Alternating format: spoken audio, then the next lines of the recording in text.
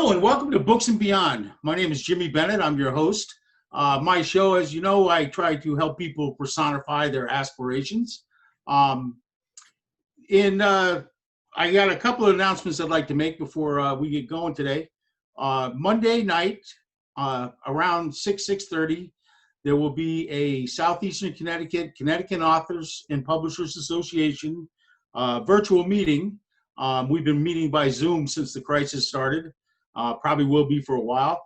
I urge everybody in our group to look into this or to check in with us and any guests, I'm sorry, of course, everybody's welcome. But we have a writing contest that we started last month. We got quite a few entries and they're being judged or have been judged. And the winners will be announced. It'll be a nice prize. So, please tune in and see what we're up to and see who walks away with the prize. It's been a tough 12 weeks for everybody, and it looks like it's going to be going on for a while longer. We've been stuck in the house. We're on top of each other. A lot of the things that we like to do and want to do, we can't get out and do. I'm sure that in a lot of households, it's makes for a lot of tension and extra problems. I myself raised two boys. I think that was probably easier, but I did have a very, very close friend who had three daughters. And a few times when I was over there were arguments that were really were riots. So I was very interested in what my guest today, a very special guest, Deborah Davis, who is coming out with a new book called How to Keep Your Daughter from Slamming the Door.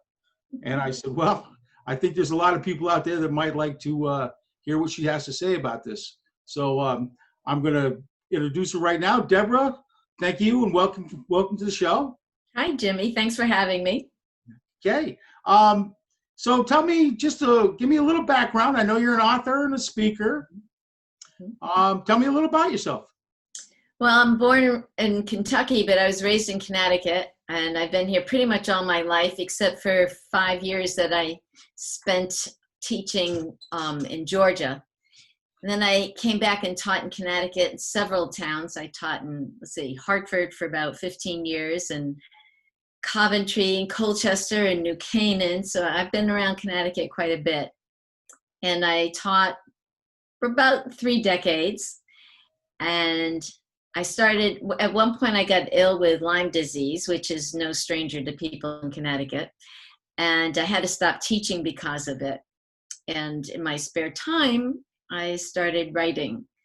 And I'm a science teacher, so it never occurred to me that I would be writing anything. It was never in my interest at all. And suddenly, I did get better and I went back to teaching, but I had been bitten by the writing bug. So I started writing during the summers, because anybody who teaches knows when you're teaching, you can't do anything except teaching. So yeah, I would write during the summers. And then one day I said, hey, I've got 2 manuscripts. I'm going to become a writer and I'm going to stop teaching.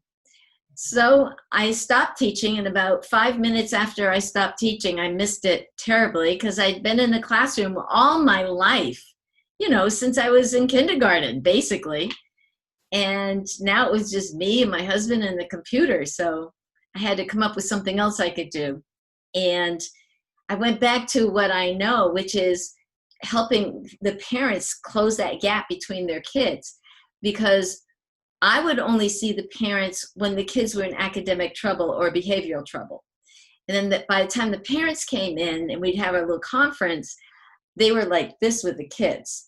And the kids were like this with them. It was totally mutual. So I had to figure out how to get them to de-escalate so that they could hear each other. And then we could talk about solutions for making things better for the student. But it turned out that I was very good at that. And I had a whole arsenal of tricks that I tried depending on who walked in the room. And I didn't even know I was accumulating an arsenal at the time. But when I left teaching and I wanted to reconnect with those people again, I came up with a book for teenagers, which is not out yet and doesn't have a title, so I'm not telling you what it is, and a book for moms. And the book for teenagers happened because when I was teaching in Colchester, two students came in to see me, two girls. They were young, high school girls. They wanted to use my classroom as their locker because one of them was being stalked by an abusive boyfriend. And they wouldn't tell me who the boy was, but said it wasn't one of my students. So I told them that they could use my room as a locker as long as they kept the drama away from my classroom. And they had to come see me one day a week, and we were going to talk about relationships. So, because apparently this girl had been in this kind of relationship off and on since the 7th grade. So my challenge was, how am I going to talk to these girls without them feeling judged? And how am I going to get them to hear me without them feeling uncomfortable? So I came up with all these little techniques and tricks and games for them to play. And little did I know I'd be using it on my own daughter when she got into high school, which was several years later.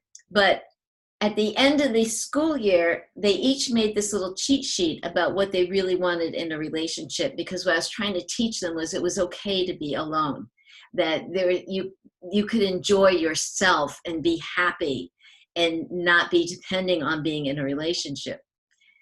So fast forward 5 years, and I'm in a store, and I hear, "Mrs. Davis," and this girl comes running over to me and gets me in a bear hug, and then says, and it was one of these girls, and she pulls out her wallet, and in her wallet is this little card that we had made at the end, and she had laminated it.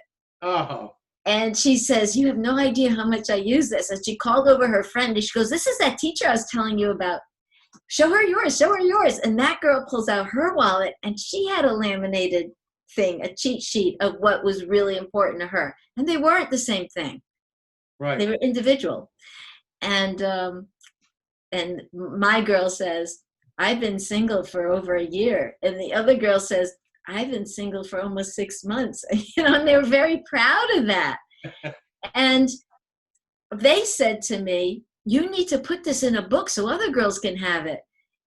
But I wasn't a writer at that point. I was a science teacher. So I was just trying to find a way to help them. And then a few years later, I used it on my daughter. And then once I had my novels that I put out back in 2015 and 2016, I said, I need to go in this direction again. So I ended up going with the book for moms first, How to Keep Your Daughter from Slamming the Door.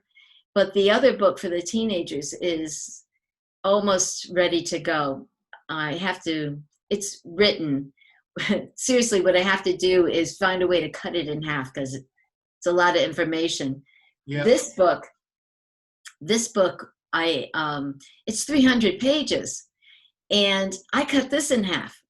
So I have the other half of this waiting in the wings because there is so much to say and to do in this topic of relating with your kids when they're stressed and strained and overreacting and hormonal and dealing with trying to function through life with their teenage brain. And a lot of times, if you inform people about what's going on, it is so much easier for them to handle it. I can see that. I was just thinking it's funny. Like I said, I had 2 boys. They had the usual teenage angst, and there were times when I didn't know how to deal with it, or didn't know how to handle them, or wanted to help them, but wasn't sure how to do that.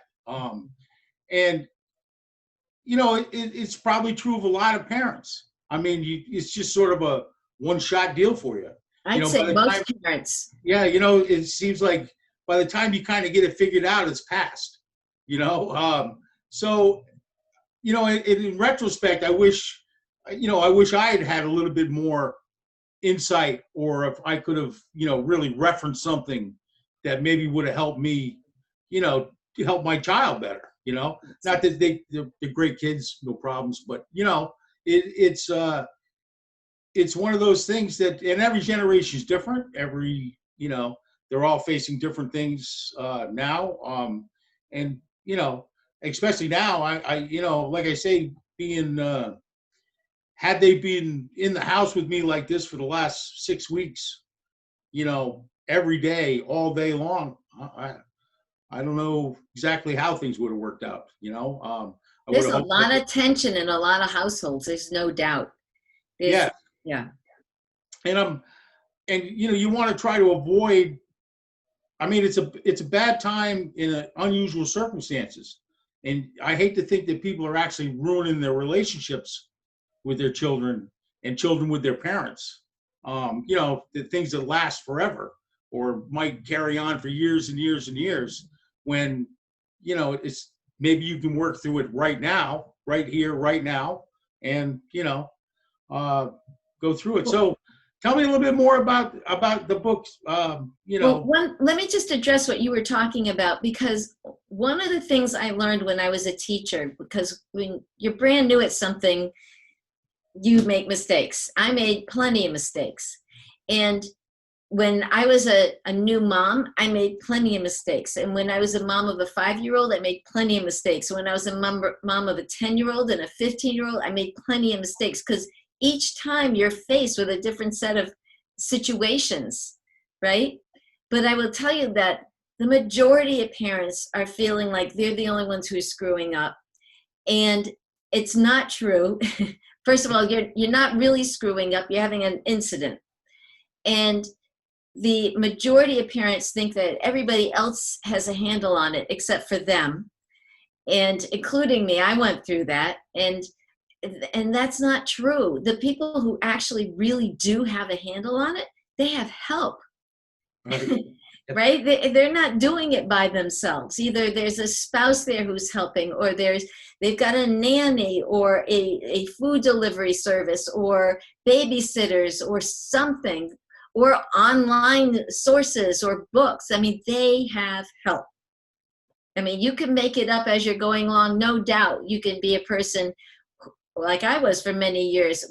I'm building the plane while I'm flying it. Yes. And you can get there. But if you get something that's like this is a shameless plug, obviously, but then you have a course of events that you can follow, an agenda that you can follow that will say, try this and try that. And the reason why that book is so huge is because we all have different personalities, and our kids all have different personalities. So what works for this combination of personalities may not work for this combination of personalities. So you have to look at a bunch of stuff till you find the stuff that suits you. Okay. Well, that's that makes. Like I said, if I'd been able to reference something to see that other people have gone through the same thing, had the same issues with their children, it may be, because you don't know, like you say, sometimes you think, wow, where did I go wrong? What did I do stupid? What did I, whereas, maybe I really didn't do anything too wrong, Your kids have turned out great. So yeah. hindsight, that those incidences weren't enough to tilt the scale the bad way. My goal is to help people who are in the trenches right now recognize that they are not doing screw up things that are permanently going to mess up their kids. These are incidences. And when you weigh, say you've got a 15-year-old, when you weigh 15 years of love and care and attention against this one fight that you guys just had, the 15 years wins. It may not win today, tomorrow, next week, next month, as they're getting over the sting of not getting to do what they thought they were going to be able to do. But in the scope of 30 years, that 15-year-old incident is going to fade in importance. That's I think that's another point that's our children change, from that toddler to that adolescent to that teenager. We see them as that same person, our child. Mm-hmm. But in reality, there are many different people as they get older and change. And, and that's something that I think is hard for a lot of parents to, focus on or realize, as a chef. I was a chef, I am a chef, and I used to have a lot of young kids working for me, And sometimes they would complain about their parents and they might, this and that. And I'd say, hey, you know what? I know you feel this way now. Come back when you're 25 or 30 and tell me how you feel then. Mm-hmm. And they kind of look at you, but it's always hard to tell. I remember my mother told me when I was 18, she said, Jimmy, going out every night and partying and having fun's great, but someday you're going to be like, oh my God, where did the time go? Yeah. And here I am at 61 going, wow, where did the time go? But the flip side of that is, I had my daughter when I was in my 30s, right? So when she was 10 or tween, I was in my 40s. And when she graduated high school, I was in my 50s. So I'm a different person. Right. Over those 3 decades. I mean, a 30-year-old is a glorified teenager. Yeah. I mean, when you look at the way that I'm a science geek, okay, so I can't help it, but when you look at the way the brain forms from the back to the front, and the first things that form are your, risk-taking stuff and instant gratification stuff, and logic and reasoning are last, which to me is the cosmic joke. And most people's brains finish developing on the average of when they're about 26 years old, which is post-college. So if it's an average, then some people are in their 30s before their brain is done growing, right? Mm-hmm. So you've got a post-teenager person who just has their newly formed brain raising kids. Right. Raising babies and toddlers and trying not to react to it. But, tell me what job you've had besides parenting where you were able to go in there without training. Right. Yes, that's so true. I don't want you to give away all the secrets of your book, but I'd like to touch on a couple points, and maybe you could give us just a little bit of the highlights. One was non-debatable subjects. Well, there are certain things that when you're trying to decide as the kids are growing up, things that they can debate with you and things that they cannot debate with you. And there are certain things that are universal that they cannot have a hand in. That is, and subjects that are about their safety, that's off limits. They don't get to argue with you about that. As a parent, you draw the line there, you make the decision. You're the ranking adult in the room, and what you say goes. For safety, for health, for school, and for anything that's going to prepare them for adulthood, like driving and drinking and drugs, any of those things, you're the parent, you draw the line, it's not debatable.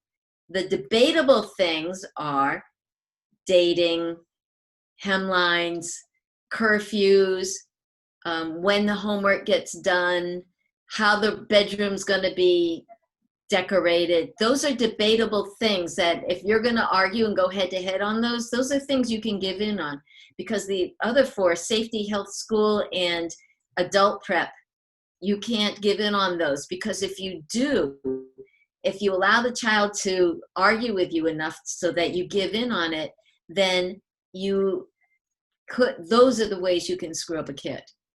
Right. All right. I can see that. Picking your arguments, pick your, and I think it makes sense. I mean, if you give in a little bit about letting them put up a couple posters in the bedroom, exactly. Maybe they'll learn to listen to you a little bit more about not getting in the car with, a bunch of drunk yahoos. That's exactly right. Prolonged arguments, power struggles. See, here's the thing. When you are going into a discussion with your child, there are certain ways that you can basically give up your power that you don't want to do, but you may not be aware that you're doing it. Allowing your child to have a prolonged argument is a way for you to have your power being diminished, your authority, because they're coming at you and at you and at you and at you, and they have more energy than you do. And they will continue for a long time until they wear you down. You go, oh, all right, fine. It's like watching the same commercial over and over on the TV. And in the beginning, you think that commercial's stupid. And the next thing you know, you're reaching for the phone to call the company up because you've heard it so many times, it starts feeling normal. Well, for your kids, if they figure out that if they argue with you for 20 minutes and you give in, then all they have to do is get ready for a 20-minute argument if they want to win. Yeah, okay. And if it takes them 45 minutes, then they will learn a 45-minute argument. So my suggestion is, instead of allowing them to do this prolonged argument, nip it in the bud easily, calmly, nicely, and say, look, you think this and I think that. Let's do this. You go to the internet and come up with 5 sources that support your point of view, and I'll go to the internet and I'll find 5 sources that support my point of view, and we'll get back together tomorrow and we'll share what we found. So that interrupts the process. You haven't wiped the kid out. You haven't lost your power. You've taken control of the situation and say, this is what we're going to do. I know you want to communicate with me, and I'm not going to say you can't, but I want you to give me something more than your opinion, and I'm going to give you something more than my opinion. So I call this stepping back and then coming back. So you step back, step away, and then you come back and you discuss it again later. But you completely undermine the whole thing if you don't remember to bring it up the next day. Even if the kid is willing to drop it, like they didn't do their research, you just pop your head in the bedroom door and say, hey, you ready to talk about the stuff? And if they say, oh, no, I'm not ready, just let me know when you're ready. It's fine. Yeah. And then leave it be. Because the heat of the moment is gone now. Yeah. Yeah, that makes sense. And like everybody knows, once you step back for a few minutes, sometimes you sort of realize, maybe the other point of view, or you think about it a little bit more. And not only that old thing about counting to 10, it's really good for 2 reasons. 1, because it does make you pause. But 2, it lets your kids see that you are trying to get your feelings under control. And that's a really good thing for you to be role modeling for them. Well, that must be something, losing your temper. I mean, that is something that I would think a lot of people could use the help with. Because if you lose your temper, you might as well have a big flag over here that says, I'm out of control, I'm out of control, I'm losing, right? And every child knows that because they all had tantrums when they were little, and they know about losing control and when they're upset. So when you lose control when you're upset, they know that they've got a foot in the door. I mean, they may not consciously know that may not be a plot, but that is the way it works out. Again, going back to teaching examples, when you have like a substitute teacher or an ineffectual teacher, you can hear in their classroom, they're always yelling at the kids. And they're always saying, okay, the entire group is getting punished for this, that kind of stuff. It's because they're feeling helpless. And the kids know it. They're like, sharks smelling blood in the water. Yep. And if you lose your temper, your kid knows that you're not strong in your stance. So like when I was a teacher, I never once, over 3 decades, never once lost my temper with a class. However, that's not to say I didn't yell, because I knew that I needed to get their attention before something happened. So I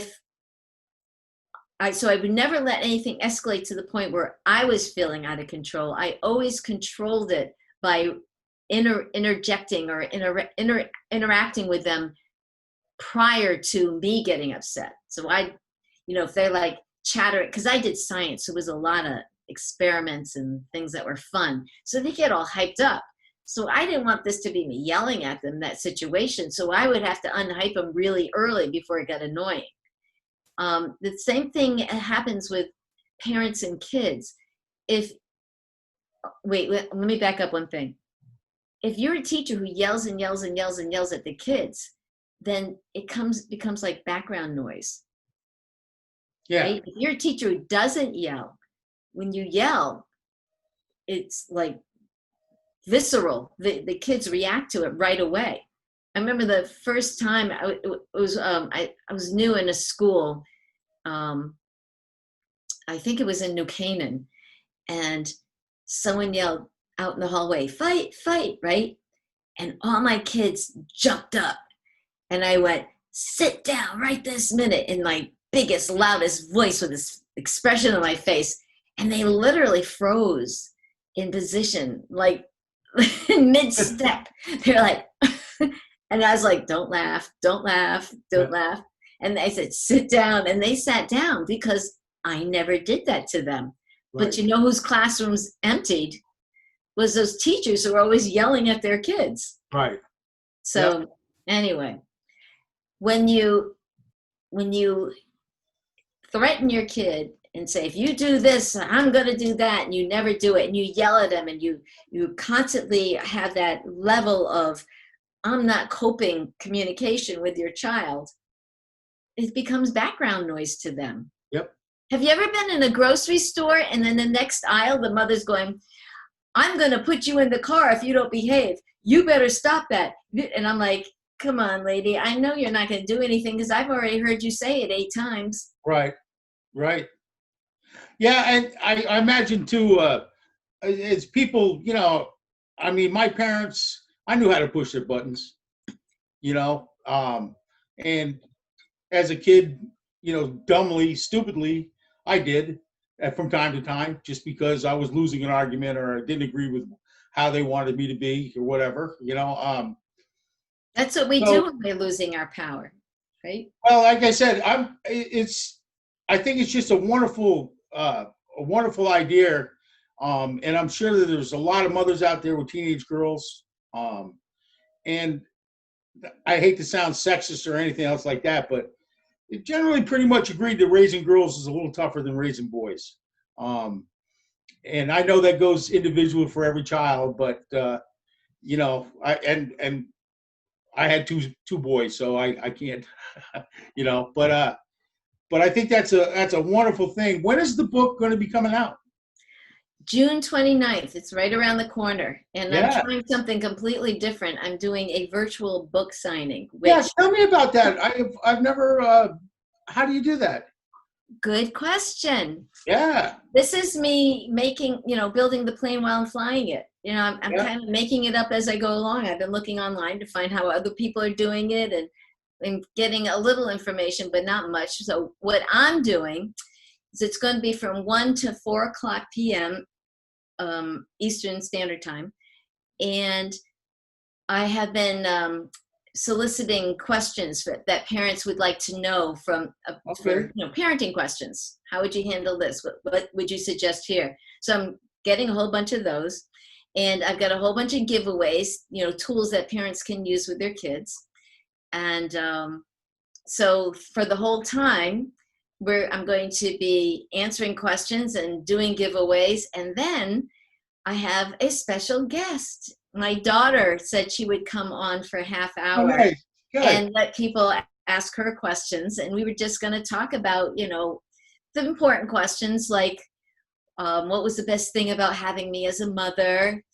But I'm also going to ask her, what's the hardest thing about having me as a mother? And what was the hardest thing about growing up? And just let her share the things that your kids are going through right now, and let people see they turn out fine despite the mistakes. Yep. I mean, I'm the mom who forgot I forgot her birthday cake one year, and so I put a candle in a Fig Newton.